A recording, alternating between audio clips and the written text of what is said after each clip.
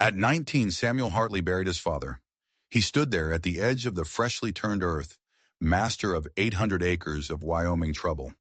The land was unforgiving. The cattle seemed to look at him with the same doubt as the townsfolk. He was just a boy, too young for this kind of burden. But the world doesn't care how old you are. Not out here. As he walked back to the ranch house, his boots kicking up dust, he heard a wagon pass on the road. It was Jake Morrison, his neighbor, a man with a heart as hard as the prairie in winter. "Boy ain't got the backbone for it," Morrison muttered, not even bothering to lower his voice. "Give it 6 months. That land will be up for sale. Mark my words." Samuel's jaw tightened into a knot. He kept walking. Let them talk. His father always said action was the only language this country understood. Still, the words felt like a physical weight on his shoulders, a yoke he wasn't strong enough to carry. The barn door groaned when he pushed it open. The smell of hay and leather, usually a comfort, now just smelled like absence. His father, Thomas Hartley, had been a mountain of a man, respected, feared. Samuel saw his own reflection in a water trough. He was lean where his father had been broad, uncertain where his father had been a rock. And that's when he heard the voice. "You're him, ain't you? The Hartley boy." He spun around. A woman stood in the barn's entrance, a dark silhouette against the dying sun. She wore a heavy traveling cloak, covered in the dust of a long road. As she stepped into the dim light, he saw her face. Maybe 30 years old, dark hair pinned under a worn bonnet, and her eyes were as green as bottle glass, and they held a weariness that looked ancient. "Yes, ma'am," he said, straightening up, trying to look more like a man than a boy. "Samuel Hartley, can I help you?" She just looked at him for a long moment. Those sharp eyes seemed to take in everything. His youth, his grief, his fear. "I'm Mrs. Catherine Dalton," she said finally. "I've come a long way. I find myself in need of shelter for the night. Just a corner of your barn would do. I can pay." Samuel shifted on his feet, a widow traveling alone. That was dangerous in these parts. But there were rules. Propriety. "There's a boarding house in town, ma'am. Mrs. Garrett runs a respectable place." "I've just come from town," she said, and her voice had an edge to it now. Mrs. Garrett was quite clear.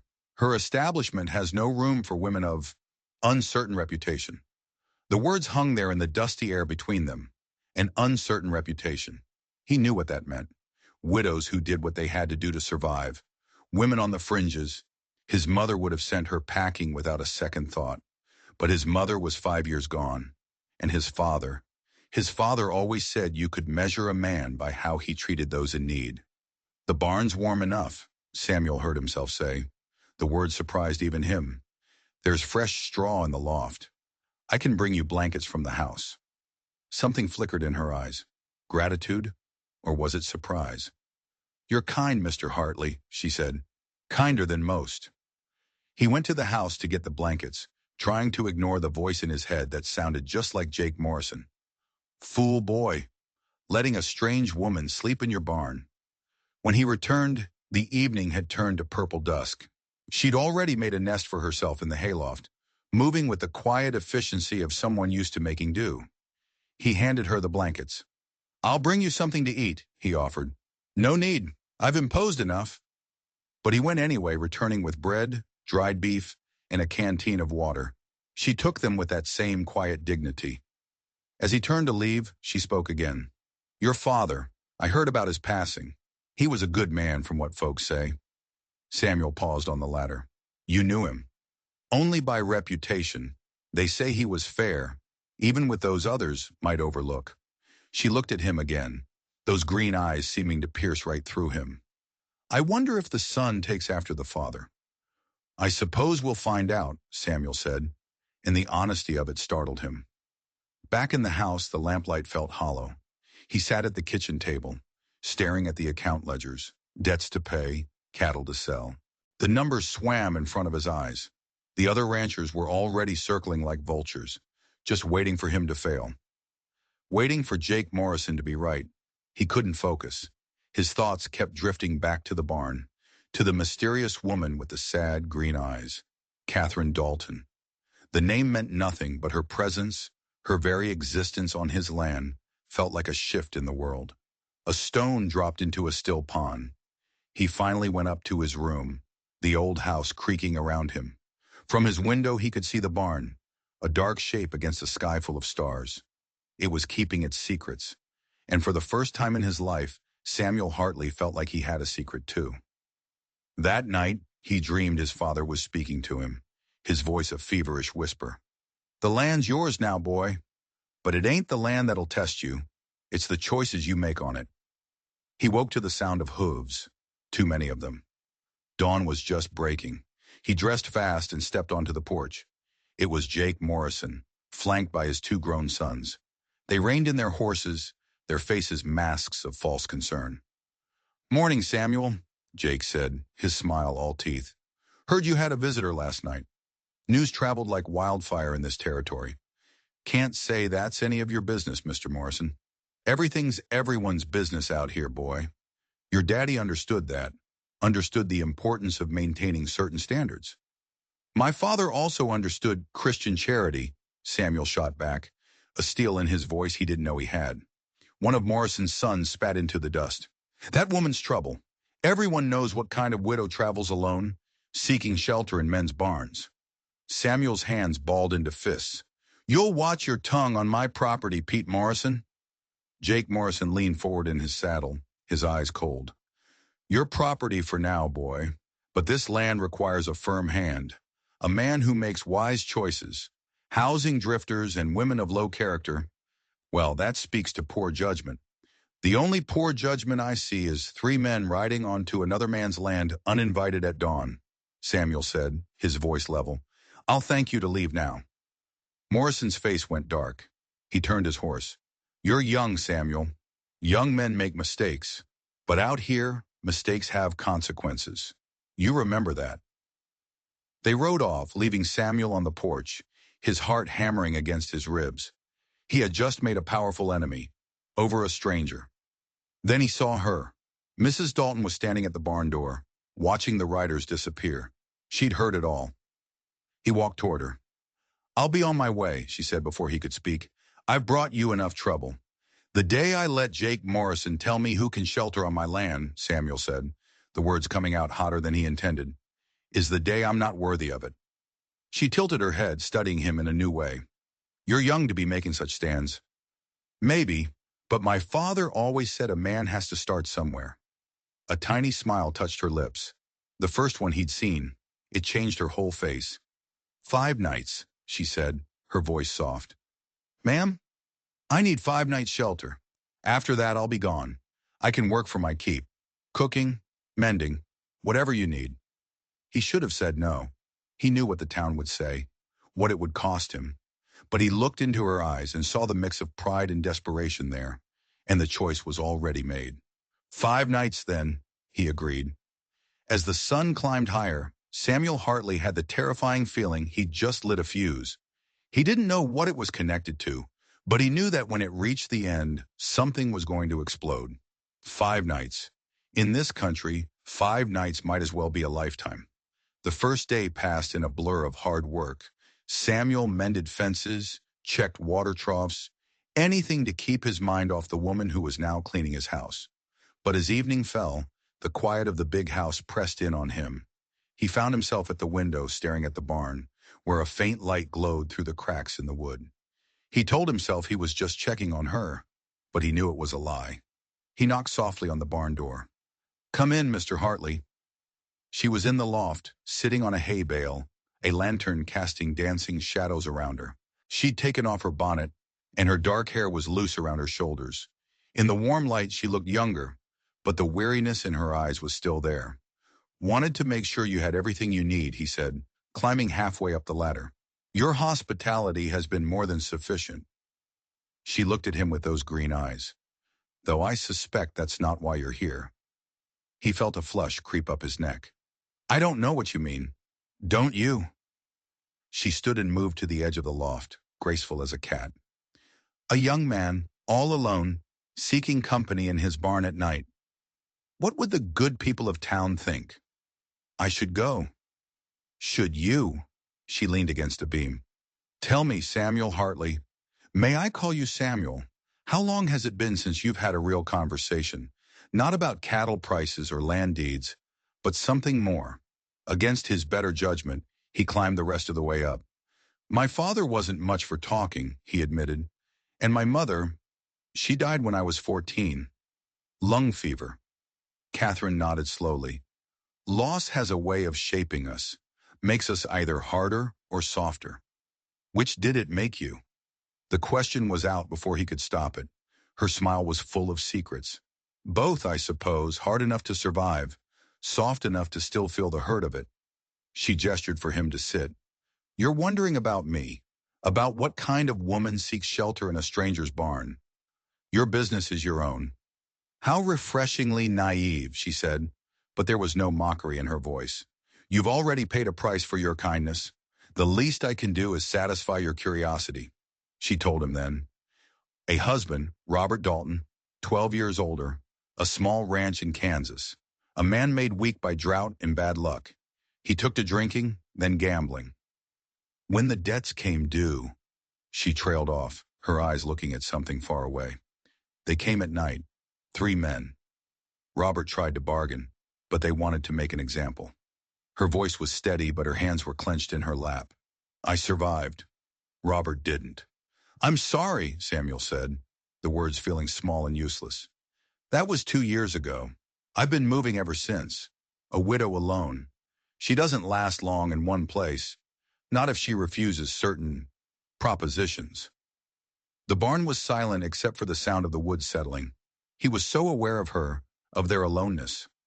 Why here? He asked. Why my ranch? Exhaustion, honestly. Your barn was the first shelter I saw. She tilted her head. But now I think perhaps fate had a hand in it. I don't believe in fate. No. Then what do you call it when a grieving boy and a weary widow cross paths just when they both need something? She stood up suddenly, moving to the small window at the back of the loft. 5 nights, she said, her back to him. No rest for you, Samuel Hartley. The words sent a shiver down his spine. What does that mean? She turned, a silhouette against the stars. It means what you want it to mean. A warning, or a promise. He stood up, knowing he should leave, but found himself moving closer instead. You speak in riddles, Mrs. Dalton. Catherine, she corrected, and you speak like a boy trying very hard to be a man. The words stung, but he knew they were true. I am a man. This ranch is proof of that? Is it? She stepped closer, so close he could smell the faint scent of lavender from her clothes. Inheriting responsibility doesn't make you a man, Samuel. It's what you do with it that counts. They stood less than a foot apart. The air between them crackled. His heart was a drum against his ribs. He'd been close to girls at church socials, but never like this. Never with a woman who looked at him like she could see every doubt he had about himself. I should go, he said again, his voice hoarse. Yes, she agreed, but she didn't move. You should. He finally forced himself to step back, to break the spell. Good night, Catherine. Good night, Samuel. He was halfway down the ladder when he paused. The offer stands for work. The house needs tending, and I can't cook worth a damn. Her laugh, soft and low, followed him out into the night.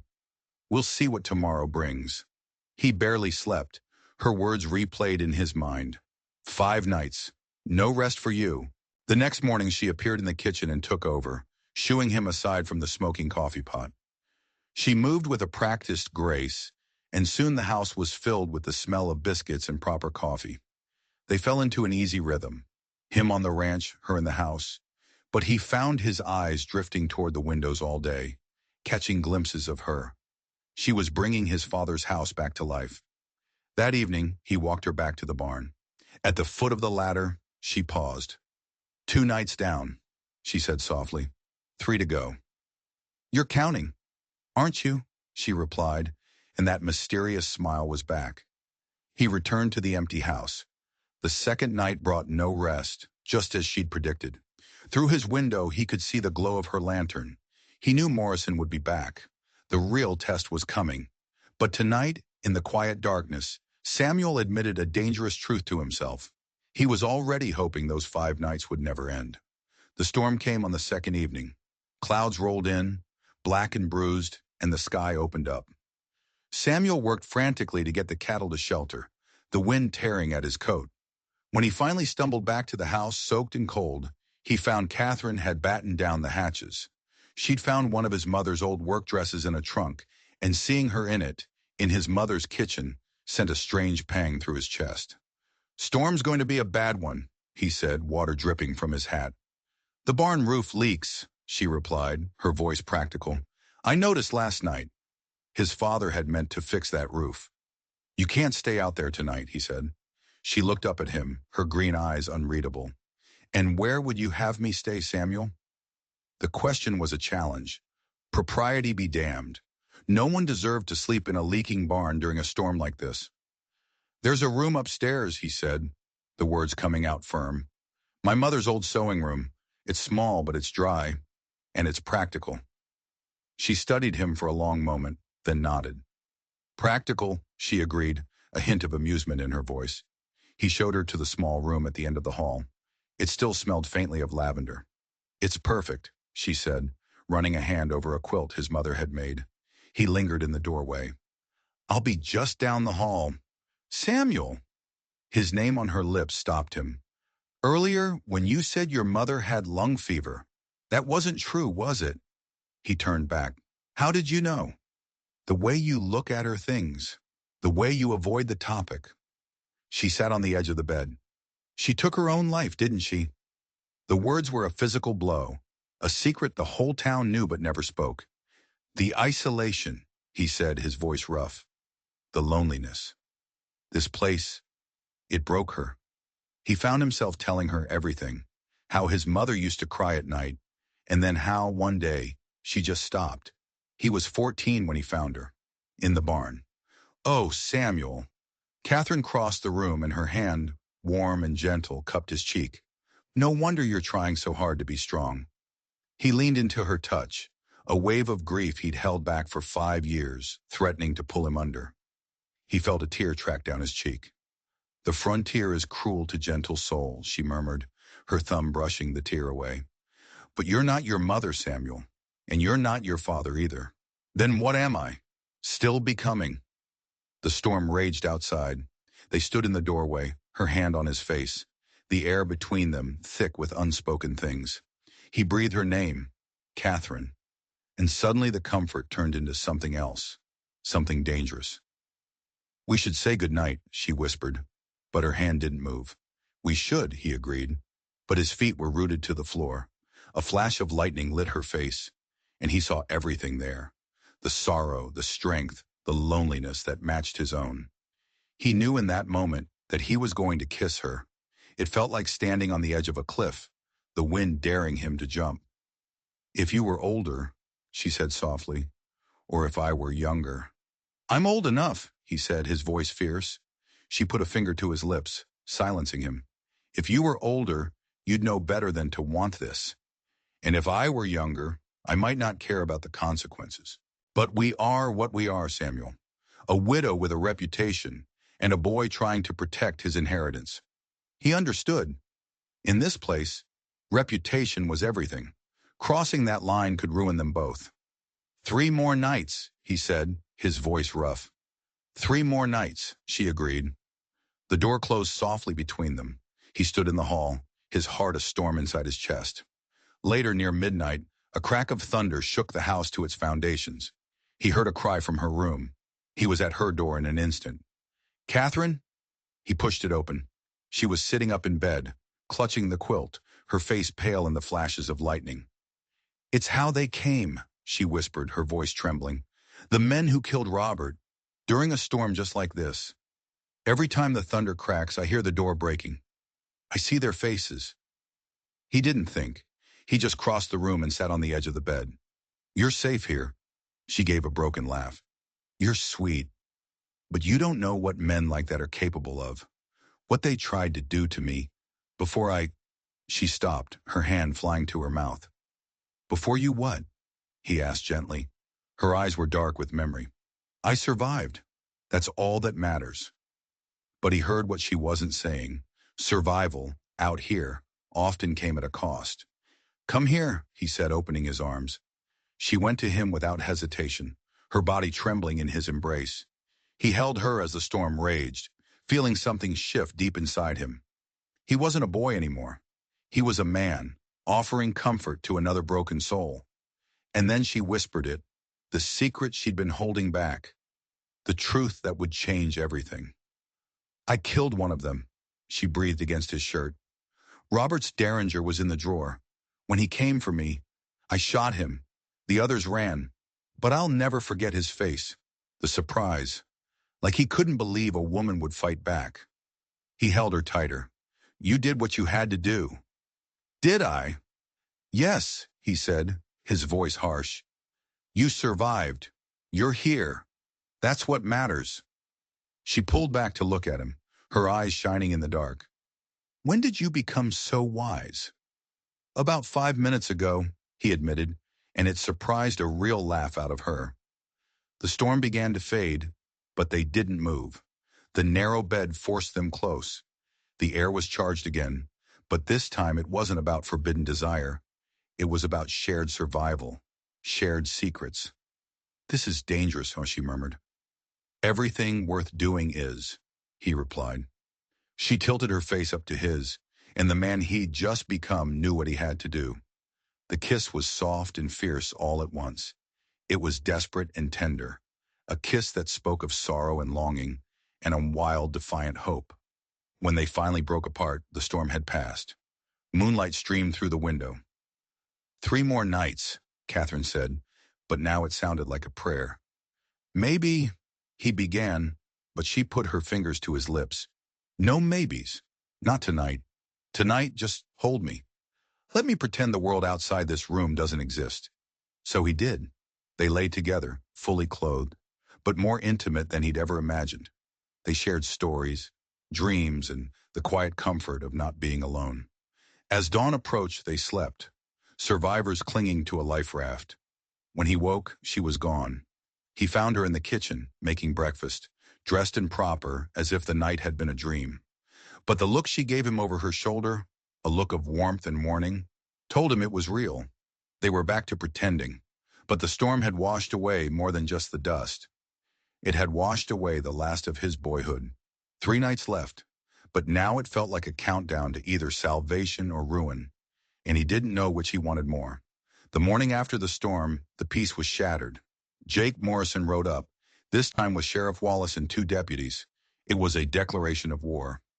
Samuel met them on the porch, his father's Winchester leaning against the rail.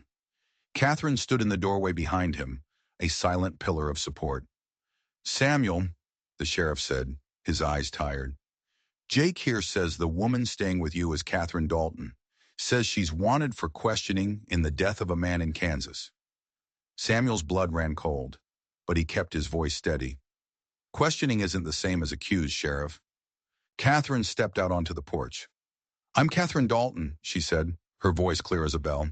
"The man's name was Carl Hutchins. He was one of 3 men who broke into my home and murdered my husband. I defended myself. The marshal in Dodge City cleared me of any wrongdoing." "That may be, ma'am," Wallace said, "but there's new information. Hutchins's brothers are saying it wasn't self-defense. They're pushing for a new investigation." Morrison smiled, a predator scenting blood. "Seems the good widow here has a habit of leaving dead men in her wake." "That's enough, Morrison," Samuel snapped. "Is it, boy?"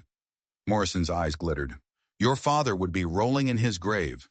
He paused for effect, letting the real blow land. "Funny thing about reputations. Banks don't like lending to men of poor judgment. You're going to miss that loan payment next week, aren't you?" Samuel froze. The payment. $300. In the chaos, he'd almost forgotten. He was short, desperately short. "That's between me and the bank," he managed to say. "Everything's connected out here, boy," Morrison sneered. The sheriff looked uncomfortable. "Ma'am, I'd advise you not to leave the area." "I'll be here for 3 more days," Catherine said, her gaze fixed on Morrison. "That was my arrangement with Mr. Hartley." 3 days, Morrison repeated, savoring the words. "Plenty of time for all sorts of things to happen." The threat was clear. They rode off, leaving Samuel feeling like the world was closing in. The ranch, his father's legacy, was slipping through his fingers. "The loan payment," Catherine said quietly once they were gone. "How short are you?" $150, he admitted.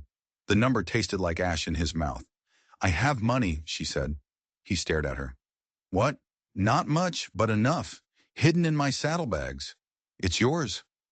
"I can't take your money." "Pride is a luxury you can't afford right now, Samuel," she said, her green eyes fierce. "Morrison wants this land. He will use any excuse to take it. Don't you dare give him one." He knew she was right. Taking her money felt like a defeat, but losing the ranch would be the end of everything. "I'll pay you back," he said, his voice rough. "I know you will." That night, he couldn't stay away from the barn. He found her in the loft, brushing her long, dark hair in the lamplight. "You shouldn't be here," she said without turning. "It's my barn," he replied, climbing up. He sat across from her. "Tell me the truth about Hutchins." She told him. The same story, but with details that made his skin crawl. The way they'd been drinking, celebrating what they'd done to her husband, how they thought she'd be easy prey. "They were wrong," she said, her voice hard as steel. "The brothers want revenge." "The brothers want money," she corrected bitterly. "They think Robert left me a fortune. Why didn't you tell me about the investigation?" She turned to him then, a sad smile on her lips. Would it have mattered? He thought about lying, but he couldn't, not to her. "No," he said, "you're going to lose everything because of me." "Maybe," he agreed, "or maybe I'll find something worth more than all of it." "You're so young," she whispered. "Stop saying that." The words exploded out of him. "I'm young, yes, but I've buried my parents, I'm running a ranch, and I'm facing down men twice my age. When does young stop being an excuse?" She set down her brush and moved closer, so close her nightgown brushed against his knee. "It stops being an excuse when you stop asking. When the weight of your choices sits so heavy, you'd give anything to be young again." He reached out and took her hand. "Sometimes love is enough to save someone." She looked at their joined hands. "Samuel, I know. 2 more nights. But right now, can we just pretend that doesn't matter?" She leaned into him, and the kiss was a choice, deliberate, eyes wide open to the consequences. It was a kiss that sealed their fate. When they broke apart, her eyes were shining with tears. "This is madness." "The best kind," he murmured. She pulled back, her breath catching. "Not like this. Not in a barn, hiding like criminals. We both deserve better." He saw the wisdom in her words. "Tomorrow night," he said, "come to the house. Have dinner with me. Let them see us through the windows if they want. I'm tired of hiding." It was dangerous, but everything about them was dangerous. At least this would be honest. She searched his face, then nodded slowly. "All right, Samuel. One dinner. One normal evening." But he knew there was nothing normal about it. It was a challenge thrown down to Jake Morrison, to the town, to the whole damn world. 2 more nights. But now he had something to fight for, and that made all the difference. The next day brought trouble with the dawn. 6 riders appeared out of the morning mist, and Samuel recognized the man in the lead from a wanted poster. Bill Hutchins, Carl's brother. He had come for his revenge. Catherine was in the house. He had to get her out. He grabbed his Colt and rushed downstairs. "Samuel Hartley!" The voice boomed across the yard. "We've come for the woman. Send her out, and we'll leave peaceful-like." Samuel stepped onto the porch, rifle in hand. "You're on my land. Turn around and ride out." Hutchins laughed, a raw, ugly sound. "Boy thinks he's his daddy. That woman killed my brother. In self-defense, after your brother murdered her husband." The door opened behind him. Catherine stepped out, a small Derringer pistol in her hand. Her face was pale but set. "Let them speak their piece, Samuel," she said quietly. Then she looked straight at Hutchins. "Your brother was a murderer, and worse. He got what he deserved." Hutchins' face contorted with rage. "You admit it, then." "I admit I defended myself." One of the younger riders went for his gun. "Enough talk!" A rifle shot cracked through the morning air. The young man's hat flew from his head. He froze. Samuel lowered his smoking Winchester. The next one won't be a warning. 6 against 2, boy, Hutchins sneered. You sure you want to die for this woman? The question, a new voice cut in, is whether you want to die at all. Everyone turned. Sheriff Wallace and 2 deputies rode out from behind the barn, their guns drawn. Sheriff, Hutchins growled. Mrs. Dalton was cleared by the marshal and Dodge, Wallace said, his voice like flint. That stands until a judge says otherwise. Now I suggest you and your friends make yourselves scarce. The tension was a razor's edge. Samuel kept his rifle aimed, acutely aware of Catherine beside him, her small gun steady. Finally, Hutchins yanked his horse around. This ain't over, he snarled. That woman owes a blood debt, and blood debts get paid. They thundered off. Wallace dismounted. They'll be back, he said simply. Why did you help us? Catherine asked. Because I knew your father, son, and because I did some checking. The marshal in Dodge sent a telegram. Confirmed your story, ma'am. Said Carl Hutchins had it coming. Relief washed over Catherine's face.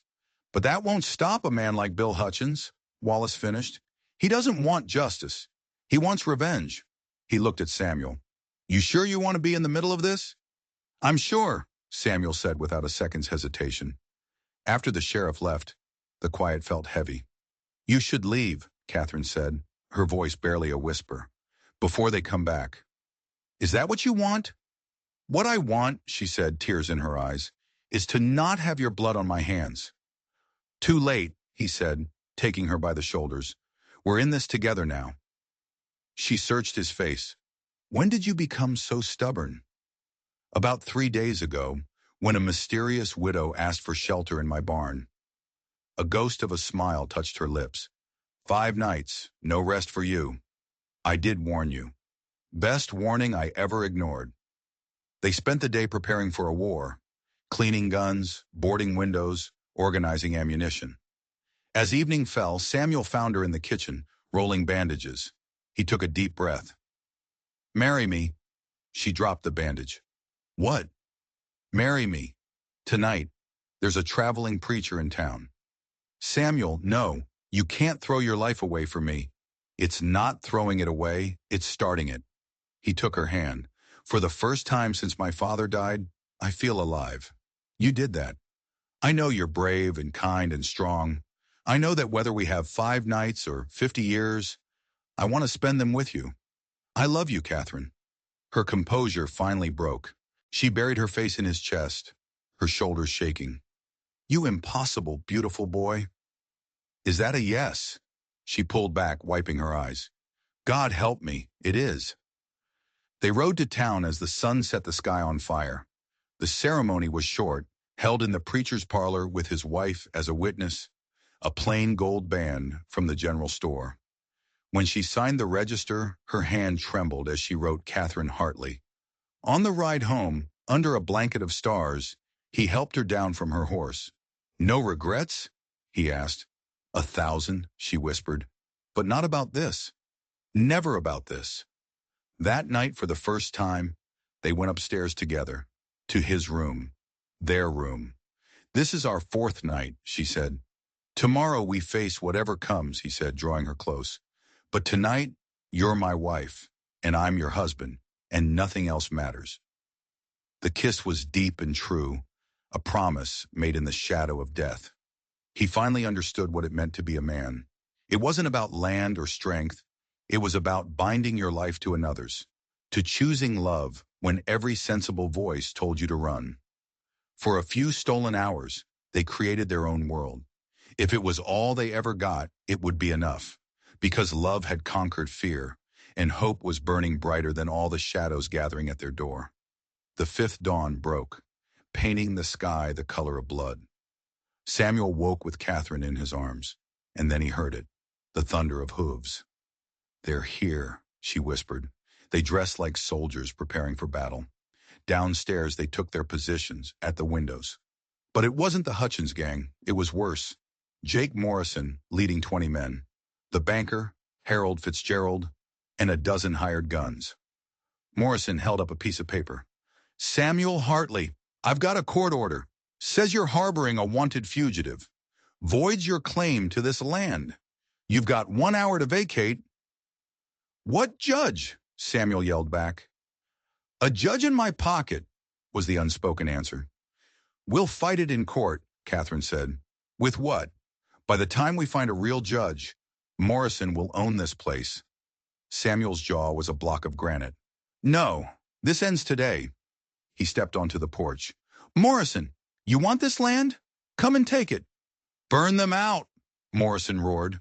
The first torch flew through the air, landing on the dry roof of the barn. Then another. Samuel fired, dropping one of the men, but there were too many. Smoke billowed into the sky. The horses! Catherine cried. Go! I'll cover you! She ran for the burning barn. He laid down fire, forcing Morrison's men to duck. He saw her disappear into the smoke, his heart in his throat. And that's when all hell broke loose. Gunfire erupted from the east. The Hutchins gang had arrived, but they weren't there to help Morrison. They opened fire on everyone. Crossfire. They were caught in a three-way war. The barn doors burst open. Catherine drove the terrified horses out, coughing, her dress singed, a shotgun in her hands. A Hutchins rider charged her. She fired both barrels, knocking him out of the saddle. Samuel saw Bill Hutchins spurring his horse toward her, his pistol raised. Samuel vaulted the porch rail and ran, knowing he wouldn't make it. But Catherine had learned to survive. She rolled, came up with her derringer, and put a bullet in Hutchins's shoulder. He wheeled away, screaming curses. Samuel reached her side. The house! We need cover! They ran, bullets kicking up dust around them. Behind them, the ranch was a battlefield. Morrison's men and the Hutchins gang were tearing each other apart. They barricaded the door just as the flames from the outbuildings began to lick at the side of the house. We're trapped, Catherine said, reloading with steady hands. Maybe not. Through the smoke, Samuel saw them. Sheriff Wallace leading a posse of a dozen deputies, charging in from the south. The cavalry had arrived. Too late for the ranch, Catherine whispered, watching their dreams burn. But not for us, Samuel said, pulling her into a fierce embrace. We're alive. We're together. Everything else can be rebuilt. The battle was short and brutal. Wallace's men slammed into the chaos. The hired guns broke and ran. The Hutchins gang was cut down. The gunfire faded, and in the sudden ringing silence, Samuel saw him. Morrison, sneaking around the side of the house, his face a mask of pure hate. He had lost, and he was going to take someone with him. He kicked in the side door, his pistol raised, aimed right at Catherine. Time slowed to a crawl. Samuel moved to shield her, but he was too slow. Catherine raised her empty derringer. Morrison's finger tightened on the trigger. A shotgun blast exploded in the small kitchen. Morrison was spun around, a look of shock on his face, before he crumpled to the floor. Sheriff Wallace stood in the doorway, smoke curling from his scattergun. Never did like that man, he said. The battle was over. The barn was a heap of smoldering ash. Bodies littered the yard. The ranch was destroyed. I'm sorry, Catherine whispered, tears cutting past through the soot on her face. This is all my fault. No, Samuel said, holding her tight. If it wasn't for you, I'd have lost it to him anyway. Just slower, and with less honor. Wallace stepped over Morrison's body. Bill Hutchins is dead. I'd say that blood debt is paid, ma'am. No one will come looking for you again. He looked at the court order Samuel had picked up. Wallace took it, tore it in half, and dropped the pieces on Morrison's chest. What order? I just see a bunch of dead outlaws. He then pointed at Morrison's saddlebags. Seems the old man was carrying a lot of cash, probably to pay his gunslingers. A man's killer in a lawful shooting.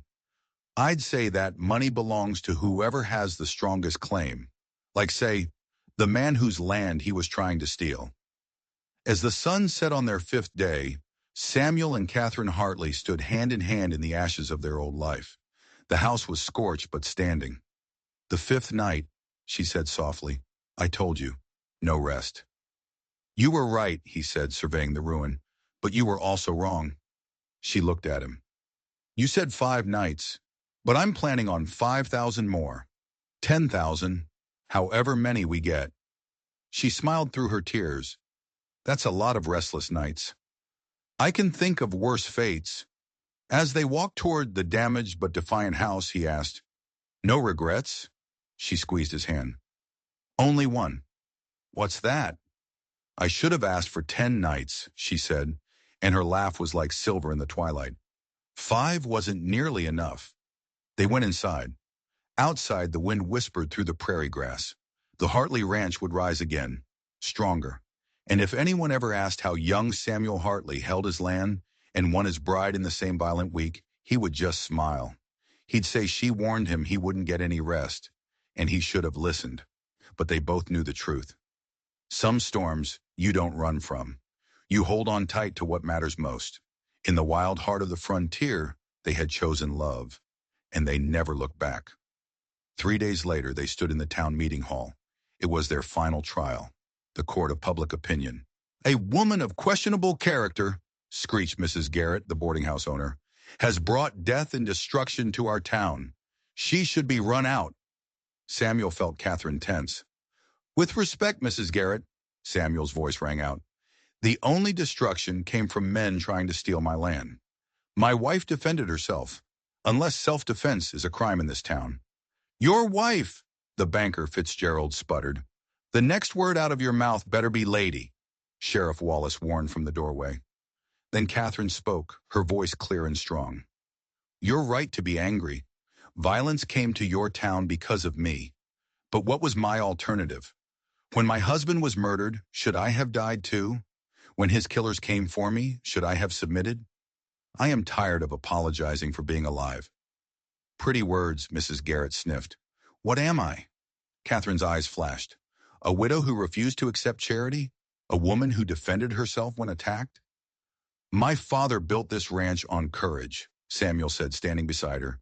My wife has shown more courage than any man here.